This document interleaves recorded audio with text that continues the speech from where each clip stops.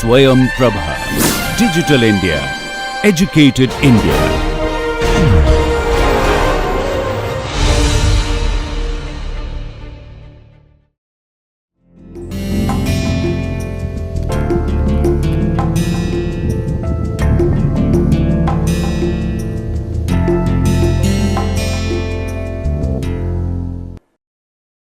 Hi everyone, welcome back to Neurobiology. In this series of videos, we have been looking at synapses, the contacts between neurons.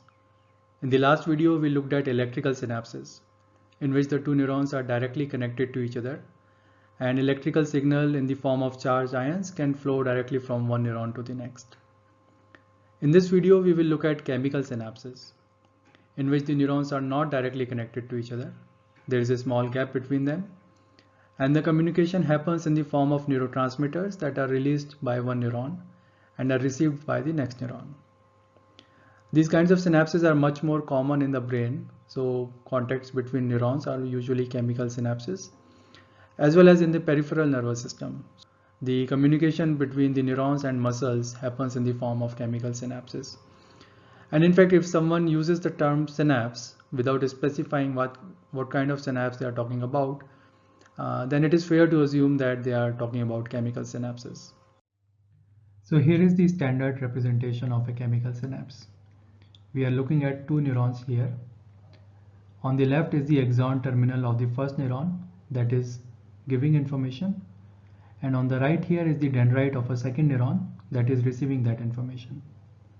So this whole assembly is called the synapse, and these two neurons are the synaptic partners.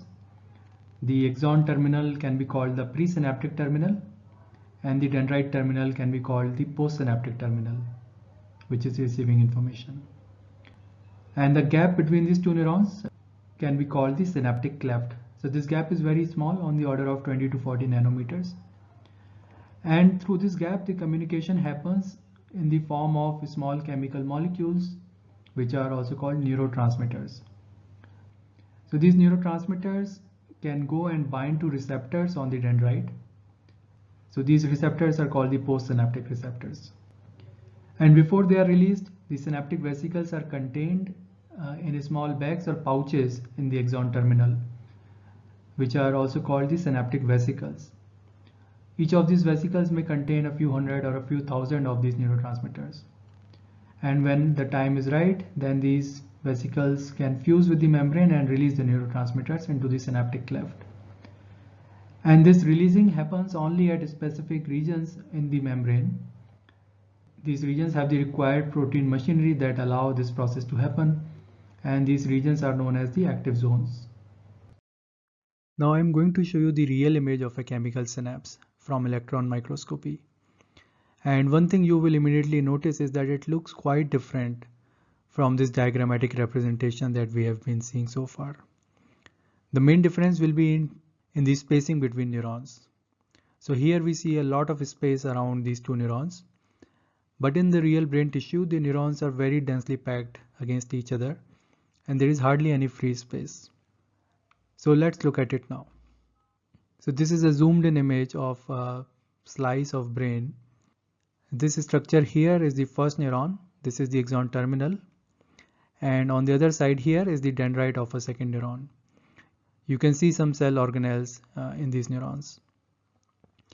And these small balls here are the synaptic vesicles in the axon terminal. Each of these balls would contain thousands of neurotransmitters. And this very small space here is the synaptic cleft into which the neurotransmitters would be released. So let us look at the processing at a chemical synapse in a bit more detail. We have earlier said that action potentials are important because they allow release of neurotransmitters at a chemical synapse. And here we will understand how that happens. The main link between action potentials and release of neurotransmitters are calcium ions.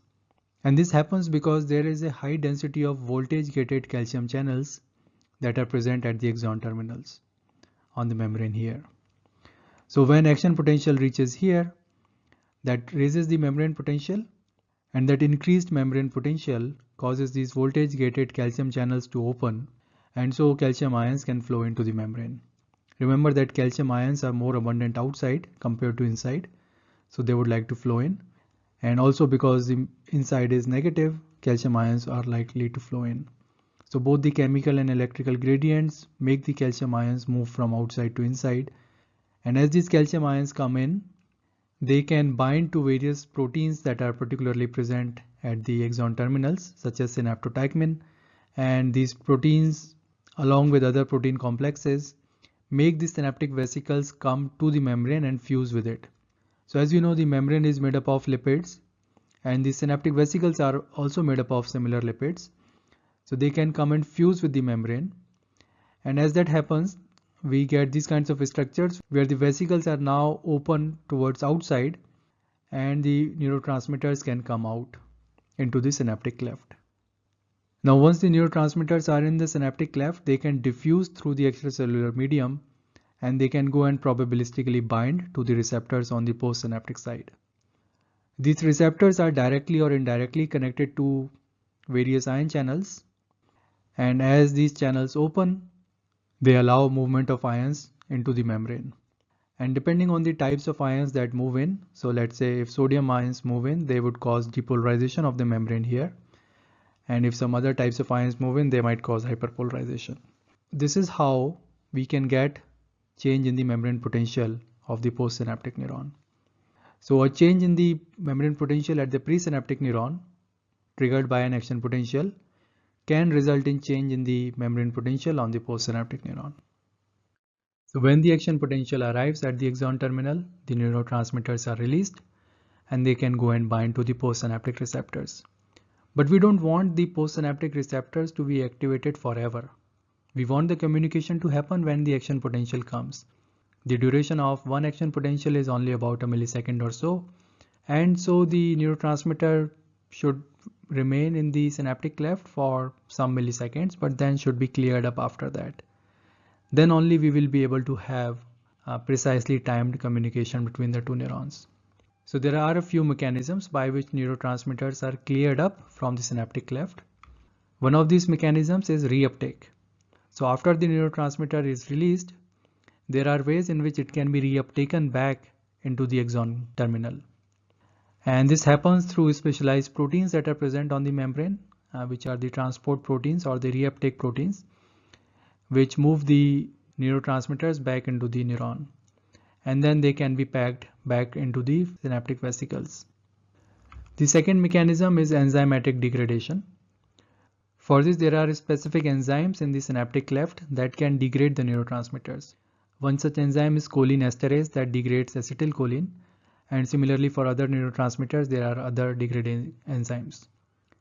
And the third mechanism is simply passive diffusion. So some of the neurotransmitters can diffuse out to longer distances, and then these neurotransmitters can be either reuptaken somewhere else or they can be flushed out of the system. So through these various mechanisms, the system is able to remove the neurotransmitters and the synapse can be ready for communication when a new action potential arrives at the axon terminal. In summary, we have seen that whenever there is an action potential in the presynaptic neuron, it causes release of neurotransmitters and that causes some change in the membrane potential in the postsynaptic dendrite. So this change in the membrane potential on the postsynaptic side can be called a postsynaptic potential or PSP. And if this is positive or depolarizing in nature, then it can be called an excitatory postsynaptic potential or EPSP. And if it is on the other side, that it is inhibitory or hyperpolarizing in nature, then it can be called an inhibitory postsynaptic potential or IPSP. Let's think about what would determine whether the postsynaptic potential is excitatory or inhibitory. Well, of course, it would depend on what kind of ions move in, and that depends on what kind of channels are opened by the neurotransmitters. So if positive ions are able to move in, then we will see an excitatory postsynaptic potential. Whereas if the positive ions are moving out or negative ions are coming in, then we would see an inhibitory postsynaptic potential. We can also observe there is a small delay between the action potential in the presynaptic neuron and the postsynaptic potential here.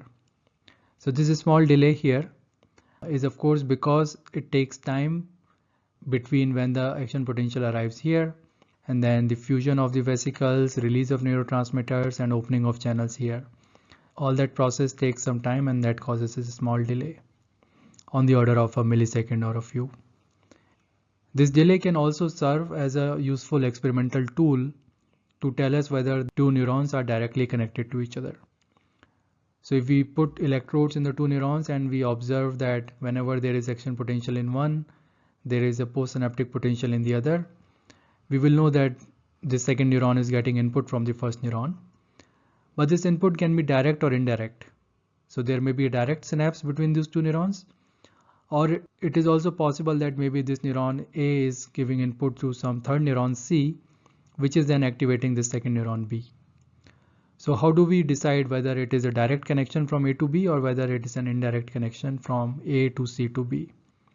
Well, if it is a direct connection, then the delay would be small, 1 or 2 milliseconds. But if this is an indirect connection, then the delay can be long. So by looking at the amount of this delay, we can figure out whether the connection is direct or indirect.